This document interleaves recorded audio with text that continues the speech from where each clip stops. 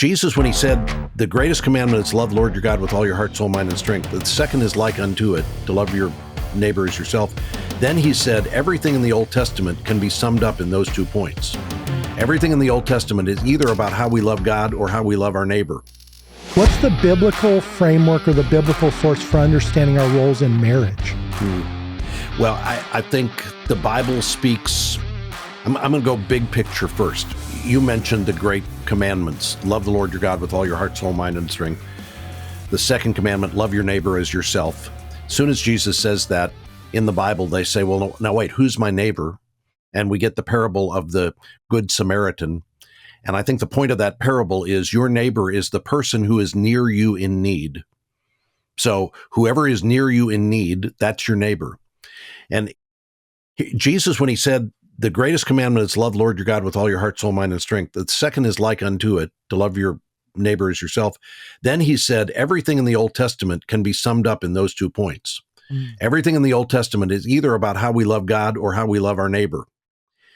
Now, it took me a long time to recognize. I used to think that in the Bible, there were a handful of passages that addressed marriage. It's Ephesians 5, 1 Peter 3, Genesis 2, Song of Solomon has a little marriage stuff in it, right? So right. I could take you to some of these marriage ideas. But then one day I realized all of the Bible is either about how we love God or how we love one another. All of the one another's in Scripture are to be applied in the marriage relationship.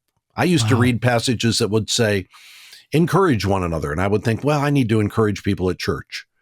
And then it dawned on me, well, I need to encourage my wife, or bear one another's burdens, or exhort one another, or greet one another with a holy kiss. There are all these one another's. I used to think, well, this is how we should get along with people at church. But the Bible is saying it's how we love our neighbor, and the neighbor is the person nearest you in need. And most often, the person who is nearest me in need is my wife. Wow. So my number one carrying out of God's design for me to love my neighbor as myself is for me to help my neighbor in need however I can. And I would say this is where we also need to, as men, be thinking about what is the strategic purpose for our marriage and our family. And if Marianne and I have kind of adopted the language that if I'm the CEO of the family enterprise, the chief executive officer, and she's the COO, the chief operating officer, and we get together all the time and think about, okay, how's the family enterprise doing?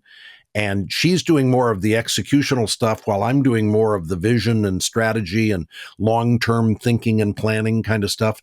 Mm-hmm. But I can't operate in a vacuum away from her. I need her input as the operation officer.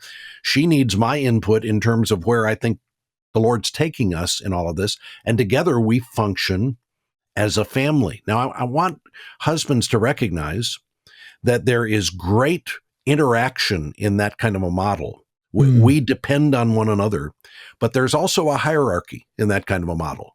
The COO reports to the CEO in a corporation. There's somebody who's at the top. Now, if all the CEO is doing is saying, I want it done my way, and this is my vision, and the COO is saying, that's not going to work, and I think this is a terrible idea, he goes, I don't care. Nobody wants to work with that guy or for that guy. He's going to run things off the road. But when you've got a business where the CEO and the COO are in lockstep, they're on the same page. If they disagree, they're getting behind the curtain and they're saying, what about this? And they're challenging one another. Ultimately, the COO says, okay, you're in the position of CEO. I'll follow you. You've heard my input. You know what I think. I'll follow. So that's the role of a wife saying, I'm ready to follow what you're saying. You've heard my input. You know what I think. I'm going to trust that this is the right thing for us to do. And I think keeping that structure in mind, you work side by side with your wife in the marriage and in the family and in running the household. But ultimately, when the buck stops, it stops with you. Let me just point out here, in the garden, so the serpent comes to Eve. She's tempted. She eats. She hands the apple to the man who was with her. He was with her, not saying anything, not going, sweetheart, no, don't talk to the snake. He was being passive. Right. And then God comes for an inspection the next day. And who does he come and look up?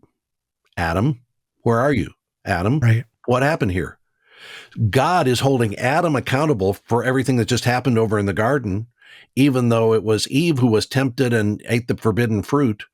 God says, you're accountable for this. And I think as men, we have to recognize in our marriages, God's going to have a greater weight of accountability for us in terms of how we operate and how we function, how we love our wives well, how we lead our families well. We bear a greater weight before the Lord on that than our wives will bear, and we need to be sobered by that and be good stewards of that. This episode of Rapid Response was brought to you by CTC Math. Visit them at ctcmath.com today.